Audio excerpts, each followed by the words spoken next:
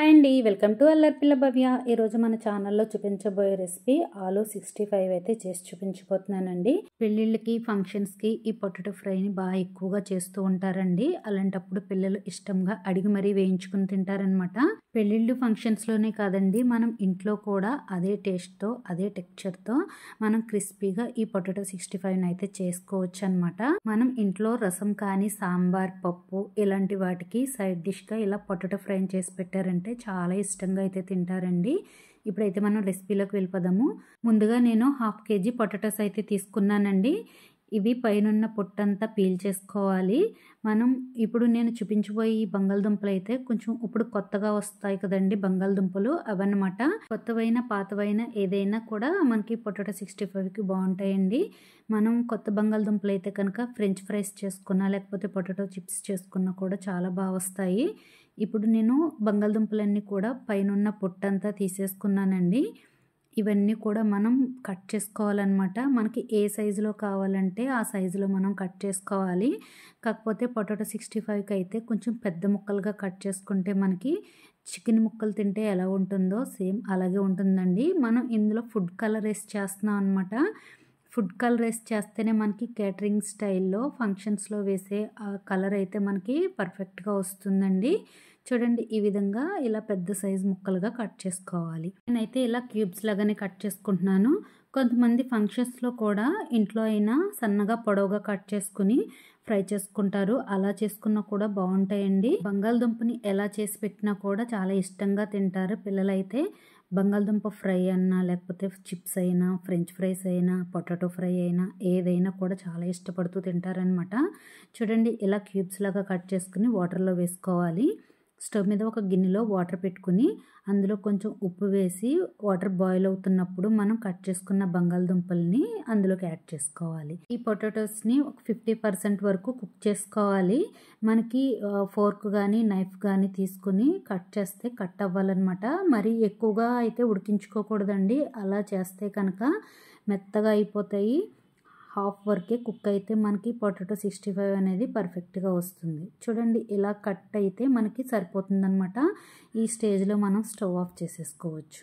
Half వరకు cook అయితే సరిపోతాయండి. ఇది మాత్రం గుర్తుపెట్టుకోవాలి. జస్ట్ మనం ఇలా ప్రెస్ చేస్తే ముక్క కట్ అవుతుంది అనమాట. అలా ఉంటే సరిపోతుందండి. మరీ మెత్తగా అయితే కుక్ చేసుకోకూడదు. మనం ఈ బంగాళదుంప ముక్కల్ని ఒక స్ట్రైనర్లో వేసుకొని స్ట్రెయిన్ చేసుకోవాలి. ఇవన్నీ కూడా వాటర్ అంతా తీసేసి మనం ఇలా స్ట్రెయిన్ చేసుకొని పక్కన పెట్టుకోవాలండి. మనం ఈ బంగాళదుంపల్లోకి మనం మసాలాను అయితే ప్రిపేర్ చేసుకోవాలన్నమాట. ఒక వెడల్పాటి గిన్నె తీసుకోవాలి, బౌల్ కానీ. అందులోకి 1/2 స్పూన్ వరకు పసుపు, 1 స్పూన్ కారం, 1/2 స్పూన్ ధనియాల పొడి, 1/2 స్పూన్ జీలకర్ర పొడి వేసుకోవాలి. టేస్ట్కి సరిపడా ఉప్పు, 1/2 స్పూన్ వరకు గరం మసాలా యాడ్ చేసుకోవాలి. హోమ్ మేడ్ గరం మసాలానే వేసుకున్నానండి నేనైతే.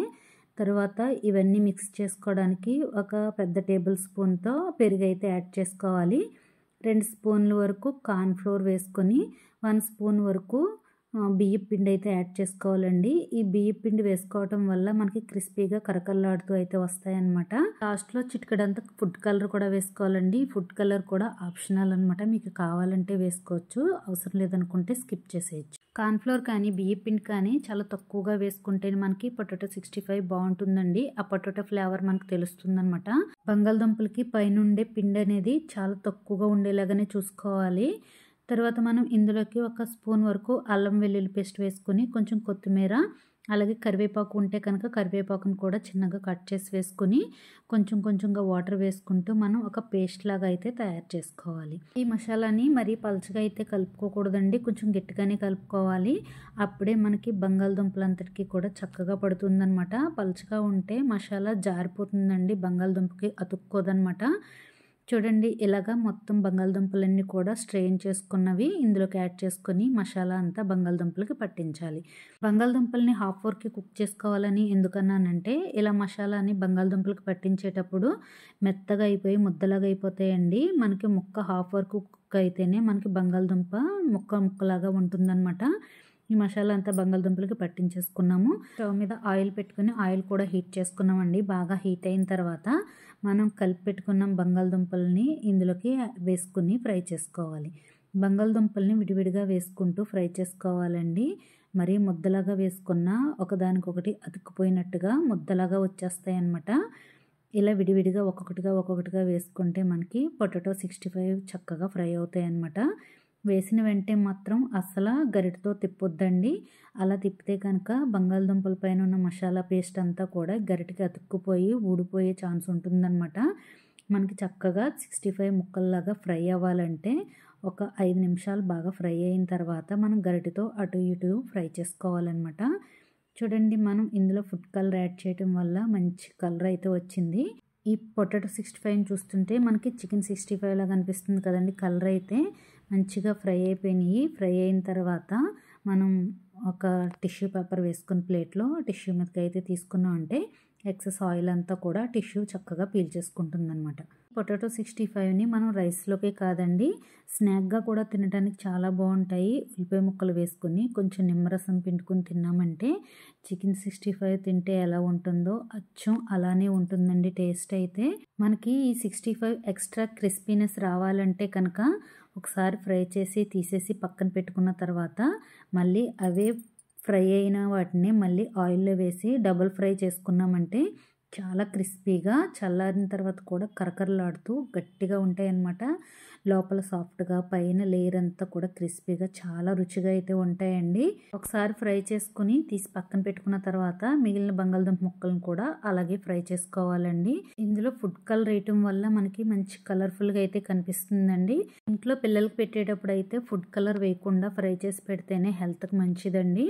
మనం పొటాటోస్ అన్నీ కూడా ఫ్రై చేసేసుకున్న తర్వాత గిన్నెలో కొంచెం పిండి ఉంటే కనుక పచ్చిమిరపకాయ ముక్కలను వేసి అలా మిక్స్ చేసేసి ఆ ఆయిల్లో ఫ్రై చేసుకుని కొంచెం కరివేపాకు కూడా వేసుకుని ఫ్రై చేసుకున్నామంటే ఆలు 65 అయితే రెడీ అయిపోయిందండి. ఈ పచ్చిమిరపకాయ ముక్కలను కూడా మజ్జిగలో నంచి పెట్టుకు తిన్నా కూడా చాలా బాగుంటాయి అన్నమాట.